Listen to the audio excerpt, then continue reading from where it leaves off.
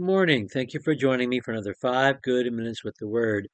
I'm Barry Bryson, and we're continuing our study of Hosea. We're going to read chapter 11, verse 12 through chapter 12, verse 11, because this is one section.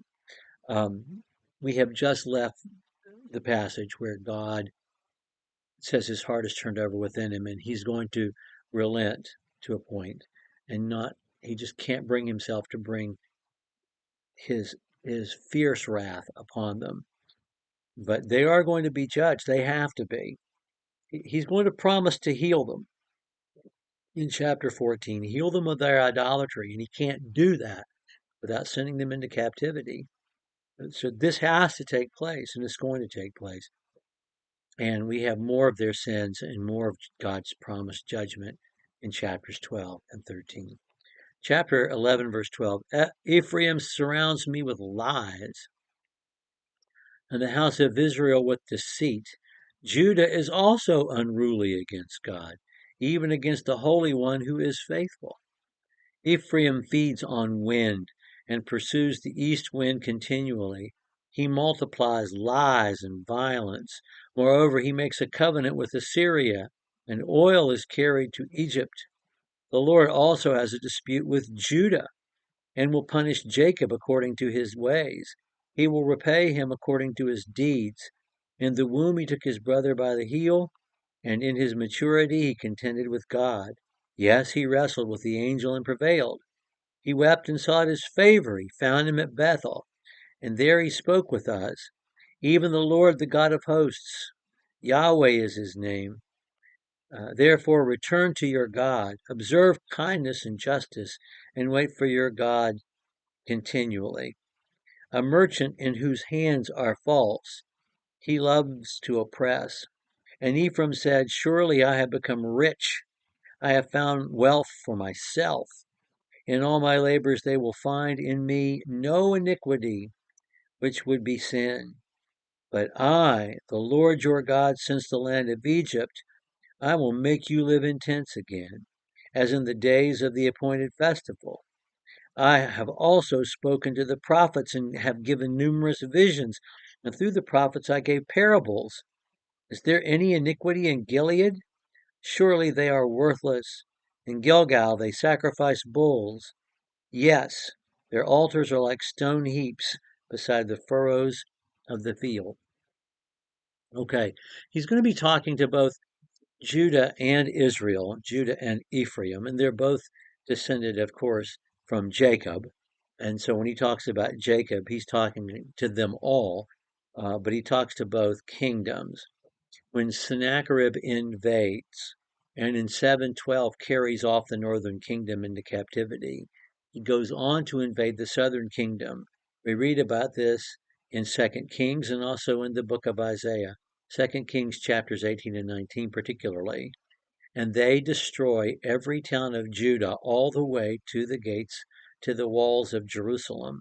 And only then are they delivered by God, by an angel in the night, who takes out 185,000 troops in one night and essentially ends the Assyrian Empire as an empire by just destroying their entire army they can put in the field.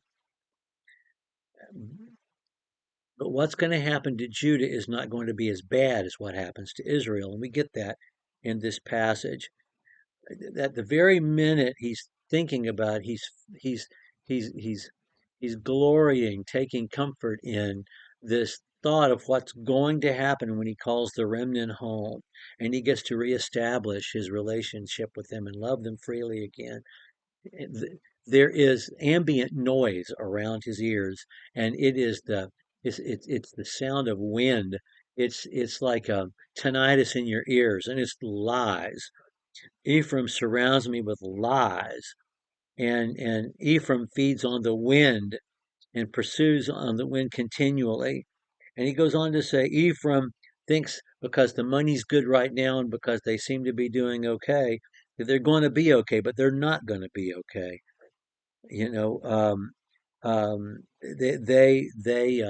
they're like a merchant with false balances. They love to oppress. They make foreign connections and and treaties with Assyria and with Egypt, and none of it's going to help. I have spoken and spoken and spoken to them, to their prophets. I've given numerous visions and parables, but in these cities that have historic significance in my people's history, Gilead and Gilgal, they're out there pursuing their idolatrous practices. And that's what he has to say about Ephraim. But he has something to say about Judah as well. Judah, who's at this time being um, ruled by Hezekiah, good King Hezekiah, and who is not currently pursuing idolatry. In fact, less so even than in the days of David, which the book of Kings makes clear. They also have their own issues. They have been unruly themselves. Um, and they're going to have to be dealt with according to their deeds. There's this whole um, running metaphor comparing both kingdoms to Jacob himself. Jacob, who's so capricious. Jacob, who struggled with his brother in the womb. Jacob, who took a hold of the heel. Jacob, who was the trickster. Jacob, who wrestled with the angel or God or the representative of God, on the night before he had to face his brother, and who seemed to prevail, but then when the Lord or the angel or whomever he was wrestling with just touched his hip socket, he shattered it, making him lame for the rest of his life. And and um, and uh, um, and who saw the ladder of angels and who heard God say, I'm sticking with you like white on rice until I get you raised up, until I accomplish in you what I intend to accomplish. He reminds them of all this, in that God is the same God, and that there are consequences to your evil deeds.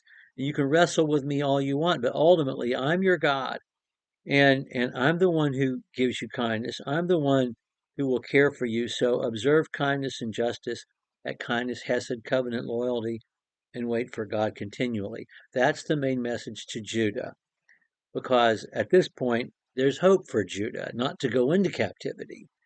Of course, Judah will go into captivity, but anyway, but with the northern kingdom, not so much. We're going to pick up with chapter 12, verse 12. When we return, thank you for joining me for another 5 good minutes with the Word.